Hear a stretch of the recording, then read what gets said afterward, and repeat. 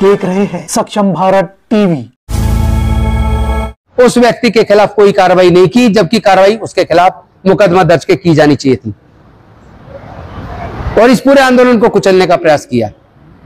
13 मई को बौद्ध गया के सिक्किम हाउस में तमाम पूरे भारत से जो बौद्ध प्रतिनिधि उस आंदोलन के लिए आए हुए थे, जितने भी बौद्ध भिक्खु आए हुए थे, ऑल इंडिया बुद्धिस्ट फोरम सहित तमाम लोग इकट्ठे हुए।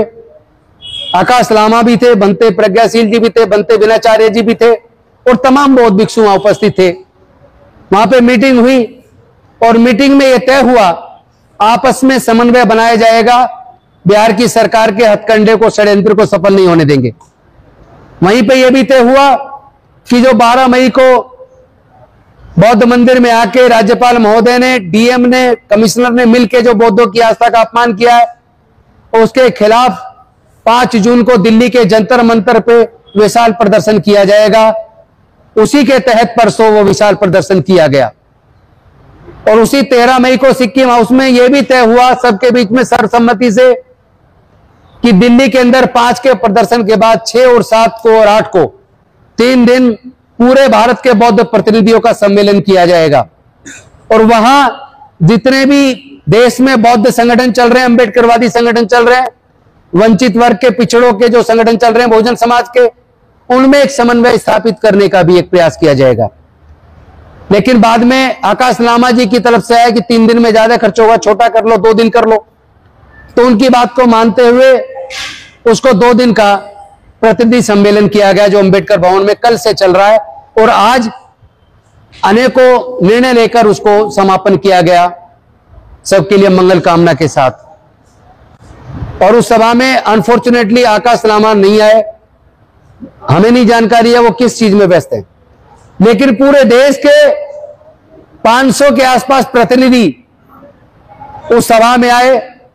19 राज्यों के प्रतिनिधि आज सभा में उपस्थित रहे हैं। सबने देखा कितने शांतिपूर्ण वातावरण में 2 दिन से प्रतिनिधि सम्मेलन चला।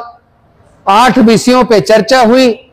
सर्वसम्मति से चर्चा करने के बाद, लेंदी डिस्कशन और हेल्दी डिस्कशन करने के बाद, बौद्ध भिक्षुओं के सानिध्य में आज सर्वसम्मति से फैसला लिया गया। उस फैसले में यह तय हुआ कि एक समन्वय समिति बननी चाहिए भारत के बौद्धों की, वंचित वर्ग के सभी संगठनों की मिलकर। तो उसके लिए बुद्धिस्ट समन्वय संघ का निर्धारण किया गया और एक समन्वय समिति का गठन किया गया। उसका नाम रखा गया बुद्धिस्ट समन्वय संघ, और उसमें 19 राज्यों के प्रतिनिधि शामिल हुए। बाकी राज्यों से भी लोग जो नहीं आ पाए, किसी वजह से फोन पे संपर्क कर रहे हैं, उनके भी नाम लेके उसमें ऐड किया जाएगा, और एक बुद्धिस्ट समन्वय संघ बनकर आज पूरे देश के और दुनिया के सामने आ गया है। उसी संघ ने अपनी करीब 9 कमेटियों का भी गठन किया है, जिसमें लीगल कमेटी भी बनी है, कोऑर्डिनेशन कमेटी भी बनी है, कल्चरल कमेटी भी बनी है, एडमिनिस्ट्रेटिव कमेटी भी बनी है, बौद्ध धम्म के प्रचार प्रसार के लिए भी कमेटी बनी है। तो इस तरह की 8 कमेटियां बनी है, प्रवक्ता की भी कमेटी बनी है, प्रचार प्रसार की भी कमेटी बनी है, और उसमें सभी राज्यों के प्रतिनिधियों को शामिल किया गया। दूसरा प्रस्ताव यह भी पास हुआ कि इसी तरह का समन्वय संघ और इस तरह की कमेटी राज्यों की भी वो लोग बनाएंगे जो केंद्र की कमेटी में शामिल हुए हैं। तीसरा प्रस्ताव यह भी पास हुआ कि जितने भी संघ बहुजनों के चल रहे हैं, SC ST OBC के चल रहे हैं, बौद्ध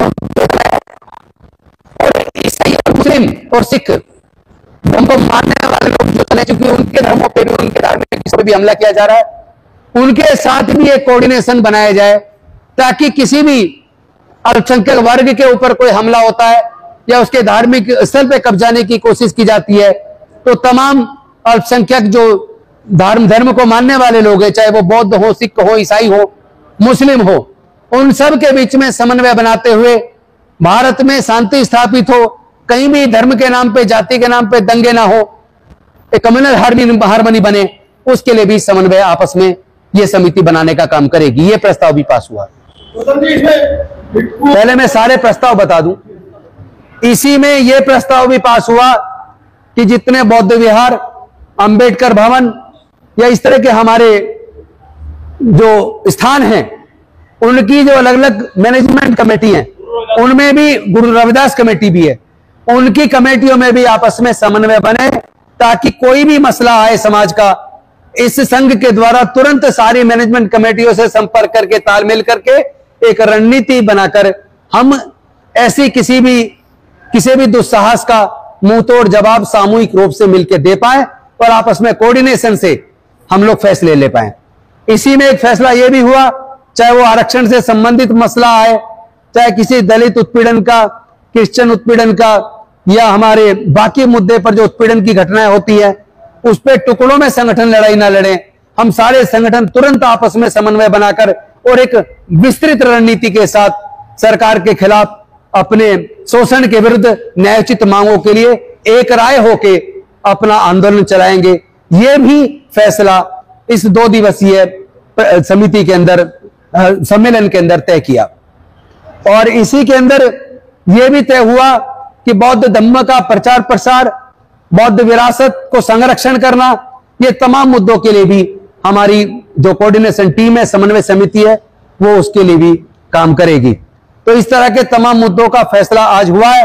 और हम लोग ये भी तय हुआ कि अलग अलग राजनीतिक पार्टियों से, अलग अलग सरकारों से तालमेल बिठाकर उनके द्वारा जो मसले सरकार से हल कराए जाने हैं, या विपक्षी पार्टियों का अपने जायज मसलों में समर्थन लेना है, उसके लिए पॉलिटिकल लोगों की भी एक कमेटी बनाई, जिसमें कुछ विधायक साथी है और सांसद भी उसमें रहेंगे।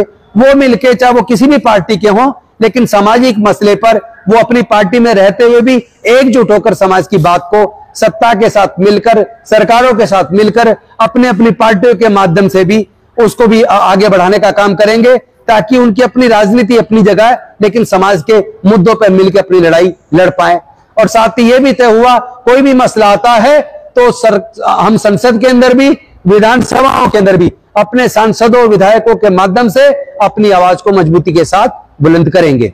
और यह भी फैसला हुआ कि तमाम राज्यों में जिन लोगों की आस्था को ठेस पहुंची है इस तरह की वीडियोस देखकर, वो लोग अपने अपने राज्य में ऐसे कृत्य के खिलाफ मुकदमा दर्ज कराने के लिए कंप्लेंट दायर करेंगे।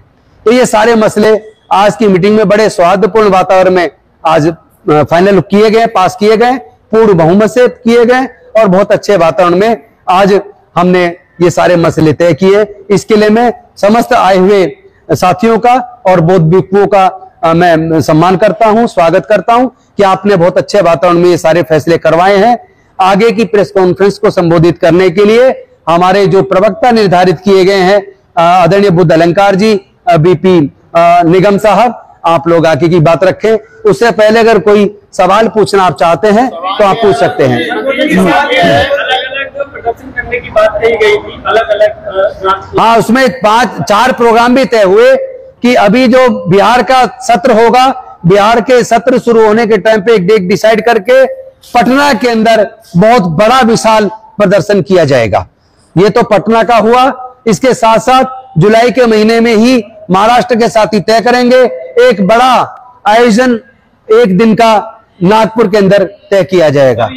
और साथ ही साथ एक और तय हुआ, दिल्ली के अंदर पूरे देश के लोगों को बुलाकर एक बड़ा प्रोग्राम तालकटोरा स्टेडियम या कोई और अन्य जगह बुक कर दिल्ली के अंदर भी तय किया जाएगा। और एक और भंते जी के माध्यम से आया, उत्तराखंड के अंदर हरिद्वार के अंदर एक बहुत बड़ा आयोजन भंते जी के माध्यम से वहां पे किया जाएगा। बाकी राज्यों से भी इस तरह की सूचनाएं आ रही हैं, जैसे जैसे आती रहेंगी हम लोग उसको पूरी कमेटी के सामने रख के और हर राज्य के अंदर बहुत मजबूती के साथ इस आंदोलन को आगे बढ़ाने का काम किया जाए। वीणाचार्य जी के बेल के संदर्भ में कोई चर्चा नहीं? इसमें भी तय हुआ है, वीणाचार्य जी की बेल का जो ऑर्डर है कल साइन हुआ है, जो रिजेक्शन ऑर्डर है उस पे सेशन कोर्ट में अपील लगाने का काम आज शायद कोर्ट में हो गया है, तो मंडे को उस पर सुनवाई हो जाएगी। और हमारी लीगल जो टीम बनी है उसमें से भानु प्रताप सिंह जी और हमारे हरीश मेहरा जी और बलराज मलिक जी और कई सारे साथी हैं, जो टीम हमारी सोमवार के बाद जाएगी बौद्ध गया और वहां उनकी जमानत को कराने का काम अब अति शीघ्र किया जाएगा। देश के कितने संगठन शामिल हुए हैं आपके इस संघ में? बड़ी मुश्किल है बताना, चूंकि 500 के करीब लोग आए हैं और सैकड़ों संगठन से जुड़े लोग आए और ऐसे भी हैं जिन संगठनों के फोन आए कि हमें लेट सूचना मिली, हमारी टिकट नहीं हो पाई, लेकिन हमारी आपके साथ सहभागिता है। उस हिसाब से आप जोड़ेंगे तो कई सौ संगठन छोटे और बड़े इसमें जुड़ गए। इसमें राष्ट्रीय अंतर्राष्ट्रीय संगठनों ने भी अपनी सहमति दी है। बौद्ध भिक्षुओं के कौन-कौन से संगठन शामिल हुए इसमें? सारे संगठन बौद्ध भिक्षुओं के भी शामिल हुए हैं, सारे संगठन शामिल हुए। और अभी जो भिक्षु संघ की भी नीचे मीटिंग होगी और वो भिक्षु संघ अपना फैसला करके इसका नेतृत्व जो टीम करेगी उसको संरक्षण देने का काम सारे भिक्षुओं के संगठन मिलकर करने वाले उन्होंने तय कर दिया। आंदोलन की सहमति क्या बनी है? बौद्ध भिक्षु लीड करेंगे, उपासक लीड करेंगे, उपासक लीड करेंगे, मार्गदर्शन बौद्ध भिक्षुओं का होगा। आकाश लांबा की क्या रहेगा? आकाश लांबा जी के सामने और उन्हीं के द्वारा माइक से संचालन हुआ था 13 मई की मीटिंग का, और उन्हीं के द्वारा वो प्रस्ताव सबके सामने रख के पूर्ण बहुमत से पास कराए गए थे। अब वो क्यों नहीं आ पाए, बीमार हैं, अपनी मां से मिलने गए, कहां हैं, उसकी जानकारी नहीं मिल पाई है, और वो जब जानकारी मिलेगी आपको बता दी जाएगी। समिति कब तक आप लोग बना? समिति बन गई है, अध्यक्ष महासचिव नहीं होगा, संघ बना है, संघ फैसले लेगा। कोई अध्यक्ष मंत्री वाला सिस्टम जिससे झगड़ा होता है वो सिस्टम नहीं चलेगा। एक सवाल ये है कि जो पूर्व में 90 के आसपास जो आंदोलन चला था, मुख्य आंदोलन 92 में वोट 90 जैसे भगत आनंद महातेरा, सुरेश साई, करुणाकर, जो पुराने बौद्ध भिक्षु जो आज भी जीवित हैं, क्या वो बौद्ध भिक्षु जिन्होंने इतना बड़ा आंदोलन किया, जिन्होंने इतने बड़े बदलाव भी कराए बौद्ध के मुख्य आंदोलन से, तो क्या वो बौद्ध भिक्षु आपके संपर्क में है? उनका सानिध्य हमें है, लेकिन उनका शरीर साथ नहीं दे रहा। जैसे भुनते स्वरूप से सही उनके द्वारा पिटीशन भी डली हुई है, लेकिन वो चलने फिरने में अब उतना ऊर्जा शरीर में नहीं बची है। भंते आनंद जी के भी शरीर में उस तरह की ऊर्जा नहीं है जो 1992 के आंदोलन में थी। लेकिन हम खुद उनसे पर्सनली, उनके पास हमारी समिति के लोग जाएंगे, पर्सनली मिलके उनका आशीर्वाद प्राप्त करेंगे और उनका अनुभव, जाएंगे उनका। मीटिंग से पहले नहीं गए? देखिए समिति अब बनी है, बिना समिति के कैसे जाए? समिति तो जाएगी ना, बिना समिति के कैसे जाए? आज समिति बनी है, अब समिति पूरे देश में जाकर सबसे मिलकर इस समन्वय के काम को आगे बढ़ाएगी। क्योंकि इसका नाम ही बुद्धिस्ट समन्वय संघ है, तो हमारा काम ही समन्वय करने का रहेगा। आप इसको अन्यथा ला ले और दूसरी दिशा में ले जाने का भी आप प्रयास ना करें। आरोप प्रत्यारोप चल रही है, बंद होगा? अब आरोप प्रत्यारोप कुछ नहीं है, अच्छे वातावरण में सब कुछ फैसला हुआ। आप अपने तरफ से मत डालिए। मेरा एक सवाल है, भारतीय बौद्ध महासभा जो नागपुर की है वो यहाँ पे शामिल नहीं है, और दूसरी बात मीडिया का कोई, यानी जो बौद्ध मीडिया है उसके कोई प्रतिनिधि यहाँ पे है क्या?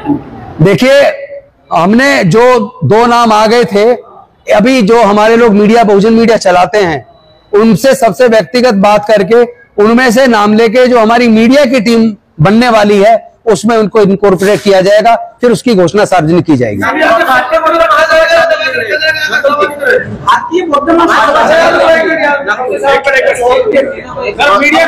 मैं एक बात बता दूं, आप जो चाहे सवाल पूछे, पूरी आजादी है, लेकिन एक निवेदन के साथ एक एक करके पूछें और आपका भी सहयोग समन्वय में हो न। आप जो दिखाना दिखाइए, हमारा कंट्रोल आपके ऊपर नहीं, आपको छूट है। आगामी रूपरेखा क्या होगी बौद्ध मुक्ति आंदोलन की?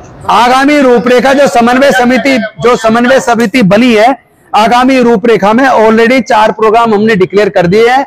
बाकी समन्वय समिति तय करेगी कि आगे के आंदोलन को कैसे बढ़ाना है। तो सर अलग अलग शहरों में आप कर रहे हैं, अलग अलग राज्यों में कर रहे हैं, बोध गया में क्या होगा?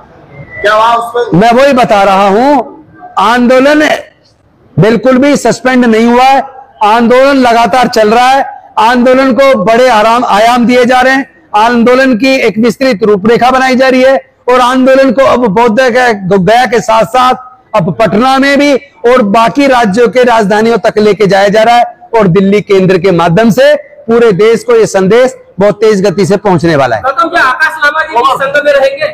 क्योंकि आए नहीं है संघ में, सब है। अब जिसकी कोई मजबूरी नहीं आया तो वो बाद में आके बता दे। सबको शामिल करना खुला मंच है, कोई यहाँ पे विद्वेष नहीं है, सभी के प्रति करुणा और श्रद्धा भाव है। लेकिन अपने मन के विकार त्याग कर अगर अच्छी भावना के साथ कोई आना चाहता है, उनका स्वागत है। आइए, नेतृत्व में शामिल हुई है ना। समन्वय समिति रहेगी, सारी चीजें अभी घोषणा कैसे कर दे। आज समन्वय समिति बनी है, अब सारी फैसले किए जाएंगे और आपको बुला के सार्वजनिक किया जाएगा। कुछ भी बंद कमरे में अंधेरे में नहीं होगा। जो भी तय होगा आपको प्रेस कॉन्फ्रेंस आपके माध्यम से करवाकर और घोषणा की जाएगी।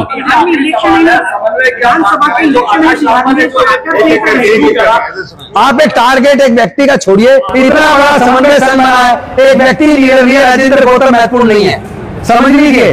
राजेंद्र गौतम महत्वपूर्ण नहीं है, आकाश लामा महत्वपूर्ण नहीं है। महत्वपूर्ण महाबोधि महावीर की मुक्ति है, महत्वपूर्ण हमारे बौद्धों की विरासत का संरक्षण और भारत बौद्ध में बने, ये महत्वपूर्ण है।